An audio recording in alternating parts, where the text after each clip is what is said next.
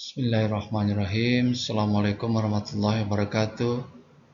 Syukur Alhamdulillah kita berjumpa lagi kepada para perwira siswa, lebih khusus ATT tingkat 4 dimanapun Anda berada dan dalam kondisi apapun. Mudah-mudahan selalu dan selamanya dalam lindungan Allah Subhanahu wa Ta'ala, dimudahkan segala urusannya, dilapangkan rezekinya, dan diselamatkan baik di dunia maupun di akhirat.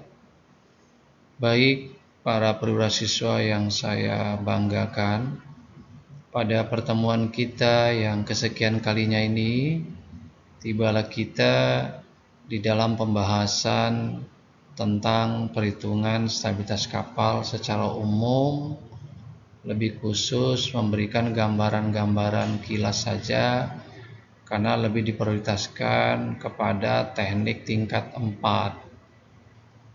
Stabilitas kapal adalah kemampuan kapal untuk kembali ke posisi semula setelah dipengaruhi oleh gaya dari luar. Ada beberapa hal yang menjadi prinsip stabilitas itu sendiri.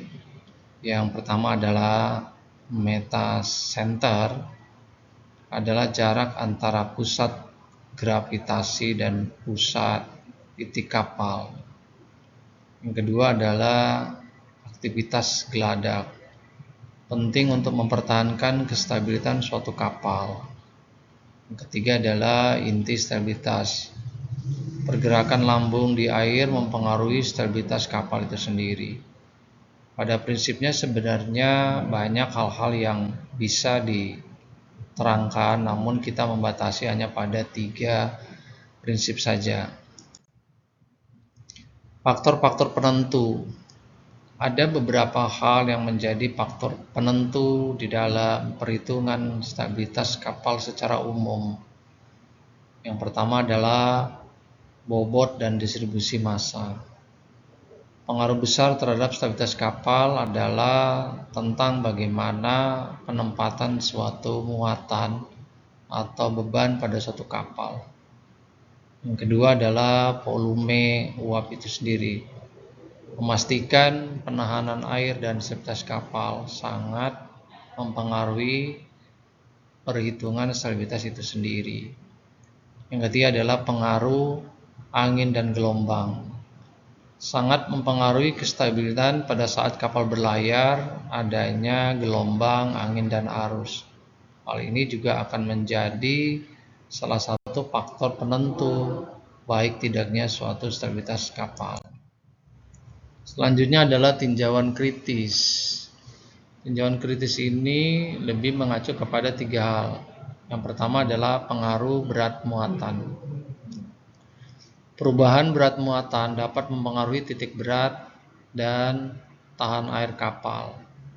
Yang kedua adalah keseimbangan lateral. Penting dalam menjaga keseimbangan kapal di air agar di dalam perjalanan itu menciptakan sebuah keselamatan dan ekonomisme. Yang ketiga, penyimpangan dari pola stabilitas.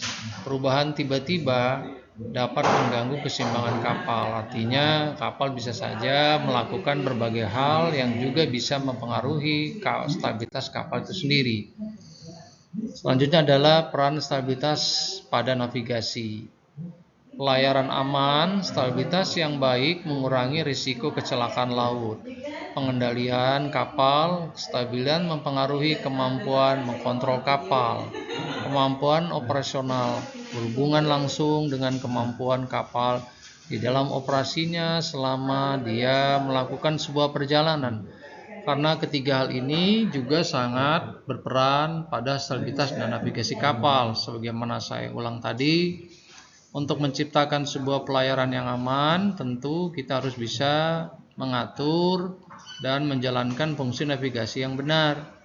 Pengendalian kapal untuk mengatur bagaimana kapal bermanuver, berolah gerak, juga berpengaruh terhadap peran stabilitas itu sendiri. Kemampuan operasional berhubungan langsung dengan kemampuan kapal dalam beroperasi. Ya, kalau kapalnya baru, mungkin juga berbeda dengan kapal yang sudah tua. Karena ini menyangkut dengan bagaimana kemampuan kapal dalam melakukan sebuah perjalanan. Seperti itu.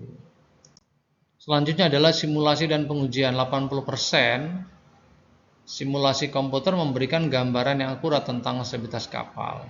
Beberapa pengujian teknologi terbaru sekarang ini, stabilitas kapal itu bisa dilakukan menggunakan komputer. Bahkan penanganan dan pengaturan muatan juga lebih mengacu kepada komputerisasi. 10 pengujian fisik penting untuk menguji model kapal secara fisik. Ketika kapal dibangun dalam bentuk kontainer, tentu berbeda pula dengan kapal yang dibangun untuk tanker. Karena modifikasi dan pembuatan kapal itu juga bergantung daripada jenis muatan yang nanti akan digunakan. Peran pemodelan 3G, teknologi juga tidak lepas. Yang pertama, visualisasi kestabilitan suatu kapal. Menggunakan teknologi untuk memvisualisasikan model kapal secara digital. Yang kedua, penilaian desain, mendukung dalam mengevaluasi kestabilitan pada berbagai desain kapal. Pendekatan inovatif, pemodelan 3G memungkinkan pengembangan desain inovatif. Jadi semakin berkembangnya sekarang teknologi dan perkembangan zaman, maka mengikuti juga bagaimana stabilitas mengikuti perkembangan zaman. Bagaimana kapal dibangun dengan menggunakan teknologi yang lebih mutakhir. Hal itu juga sangat berpengaruh kelaknya. Selanjutnya peran insinyur kelautan. Terlepas daripada bagaimana kapal dibangun, bagaimana stabilitasnya nanti akan baik apa tidak, tergantung bagaimana peran insinyur kelautan di dalam membangun kapal itu sendiri. Pertama adalah perhitungan analitis. Tentunya menggunakan rumus dan data teknis untuk mengukur stabilitas kapal itu sendiri. Yang kedua, pemodelan matematis, menerapkan prinsip matematika untuk memprediksi kestabilitan kapal. Oleh karena itu, kita juga tidak bisa terlepas dari pelajaran matematika karena di situ ada kalkulasi, ada perhitungan, ada rumus-rumus di dalam menerapkan suatu stabilitas. Uji coba lapangan, memastikan kestabilitan melalui pengujian di lapangan atau sea trial lah istilah orang. Jadi setelah kapal itu sudah siap, dia harus diuji dulu. Selanjutnya adalah peran profesional maritim. Operasional kapal, pemahaman akan stabilitas membantu dalam operasional kapal. Keamanan laut adalah penting agar memahami dampak stabilitas terhadap keamanan. Perbaikan desain kapal adalah partisipasi dalam meningkatkan stabilitas kapal melalui perbaikan SIN. Ketiga hal ini juga bagian daripada peran profesionalisme maritim, khususnya kita para pelaut. Baik, tibalah kita pada kesimpulan dari pembelajaran kita tentang perhitungan stabilitas kapal secara umum. Yang pertama, keselamatan awak kapal menjadi prioritas penting di dalam pengaturan stabilitas kapal. Stabilitas yang baik memastikan keselamatan awak kapal. Yang kedua, pengaruh lingkungan menentukan dalam memaksimalkan performa kapal. Tiga, pengembangan teknologi diperlukan untuk meningkatkan stabilitas dalam berbagai kondisi di laut. Kesimpulan juga bisa jadi stabilitas kapal merupakan faktor kritis dalam desain dan operasi kapal. Perhitungan stabilitasnya melibatkan analisis terhadap pusat gravitasi, pusat angkut atau angkat, dan kestabilitan transversal dan longitudinal kapal.